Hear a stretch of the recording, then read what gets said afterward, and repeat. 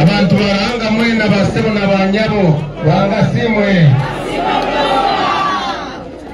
ranga yatukaraje erizoba izo kuba ngenda kushaba ba MP bitu bantume munsasire nagaruka nababiha ogundi murundi eshoka tukimanya egamba ba MP bafe n'abakulembeze bansonyiwe kubangira nazemu ne mafumba ate ne bajja bulungi babula ko majja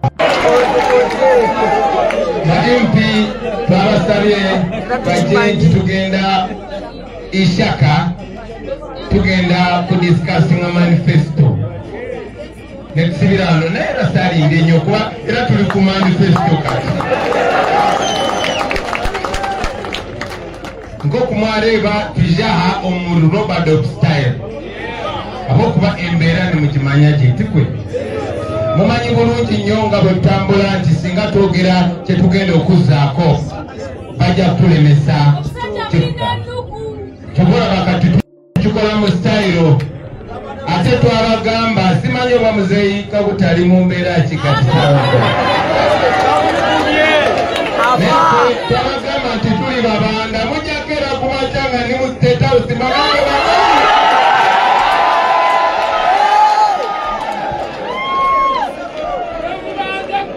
erizoba nyinde kusima bantu bona konke kyokusinga nisima lwanga abokutuwa okubaasa kukola ogumulimo nka SG okuyagambira ogumwanya tukagutunga nk'omwaka oguyisire era babitegeera omwaka mulamba tukatunga okumwaka ogumwanya deputy president wetu akiri mulamu konka ekikunshasha tituli nawe ekishaha Rwanga amwechumuru kirungi twafuna kino ekifo nga tewali amanyi netukizimba nga tewali amanyi netutuuka wano nga tewali amanyi netukigulawo nga tewali amanyi tugenda kujjako Museveni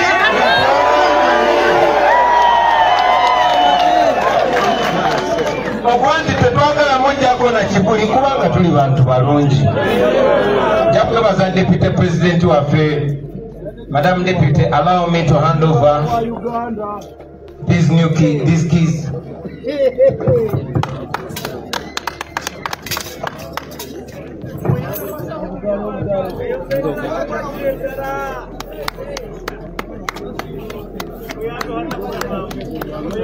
Madam Deputy, I officially hand over these keys.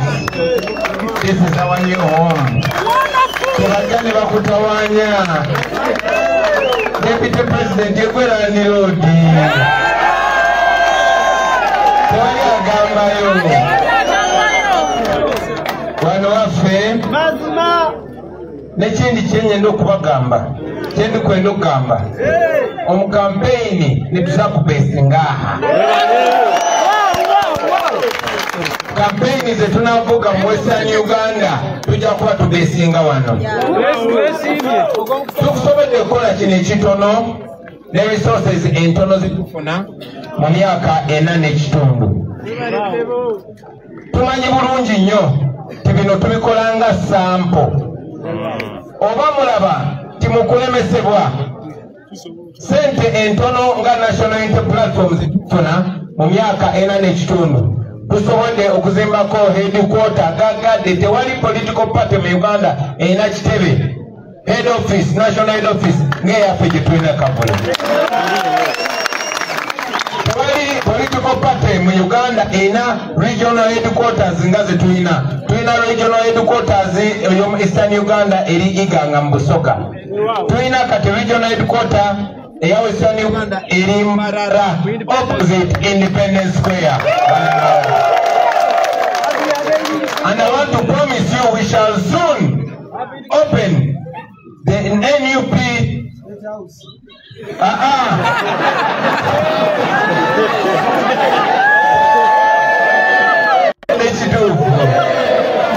shall soon open the NUP regional headquarters for Northern Uganda. Bagenda gezaako okunonyereza eriruddawa eryaluwa erikulu Mbale Karamoja Abimu Lira Kitugumwa tugenda gigulawo ekinka kibagambira nerizooba ninyenda kukigarukamu gurupu ya Museveni netuza kugimalawo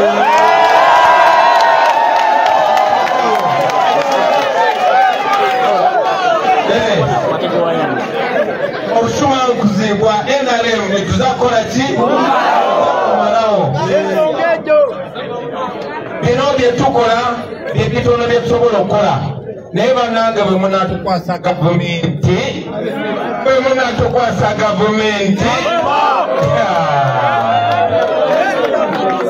first and foremost First Lady yabadde ayogera e Kampala n'abagamba nti bwe munaalonda president muba temulonze president yekka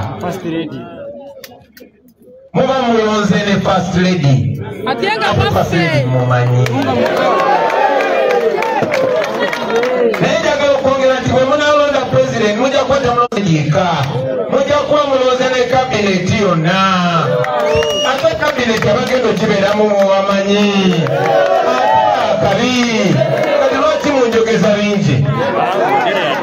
want to tell you, my brothers and sisters, that this looks like a dream, but it is achievable, it is possible, and we are going to achieve it in our lifetime. Especially now that I'm in Western Uganda, for a long time, they have been threatening you, trying to divide us, because this is what dictators do. They divide people along religious lines, along tribal lines. Never muba mukwatagana nga muli ba best friends agenda kuletawo ekyo agambe gwe oli musajja ono mukazi sote mwina kwatagana ne bwaba mukazi wo ajagamba ate mutolina kuba mukwano gwe kuba oli musajja ono mukazi nebe muba muli ba best friends ate akujja agambe gwe oli mukyoli gwe oli mukiga temwina kuba ba mukwano ne bwaba kiraba it is the best idea. Banange fe obulamu bwaffe Katonda yabuplaninga. Katonda bwe nali nkyali muto 24 years ago nampa omuwala nga bawesa Uganda teri nsobi ekyo langa neyakiteekateeka yalategeka Uganda empya fenna teri intention yaffe okuconnectinga Katonda yatuconnectinga. This is planned in heaven and is going to be followed and completed by the Almighty God. Katonda yagala kozesa generation yaffe okukyusa Uganda, okugyawo obukyayi, okugyawo empalana n'okulakulanya Uganda. Bino siffe bitukubikola, bino Katonda yabikola. Simanyi kaffe n'omulundi bw'oba otambula totya. Abalina emuddu batutya. Ayambala madowadowa n'akutya gwe nga Jesu yambadde red uniform yo. Katonda tukozesa okukyusa Uganda ate nga kigenda kubeerawo. Agenda tukozesa okugatta Uganda si kugigatta bugasi mu bantu nti ab'e West bakolagana n'aba North. Kino kyali kibaddewo era kigenda kubeerawo. Kyali kibaddewo ng'omuntu akolera Kampala n'agasula Mbalala. N'obaasa okuba n'okolera Kampala kandi n'olaala Mbalala. Ekyo tukirabye mu nsi yonna yonna. Singa tulina railway line ng'eri e Kenya, kuba ebyo ebintu bina babibudgeting era naye ssente bazirya buli. Ekyomukisa omulungi Uganda ekyali ngagga, ebyobugagga tubirina, ng'ekyobugagga ekisinga be bantu yemu yeffe. Tugenda kukyusa Uganda yaffe. Mu kalulu kano ketugendamu, it is not just my duty, it is not just a duty of these leaders, it is not a duty of Senya or Lubongoya or Katana or Nyanza. It is a duty of everybody. Omulimu gwange gwe gumu n'ogugwo. My duty here is to give you the same confidence for you to know that you can be a Kyagulanyi and you can do and say what I do and say. Let us do that as a people, as a generation. There's no other. Look at all of you. Look at all of you. Very young. Very young. 20 years ago, tewali yali mu politics one. Kyokka Museveni yali akamala 20 years. 40 years ago, tewali yali mu politics. 20 years ago, tewali yali mu politics. Even 10 years ago, very few. Yewe bali. So I want you to know that God has raised this generation and we must not disappoint God.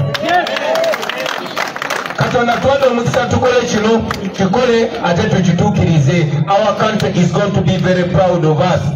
We are going to be the country that takes away the fear. We are going to be the generation that takes away the fear.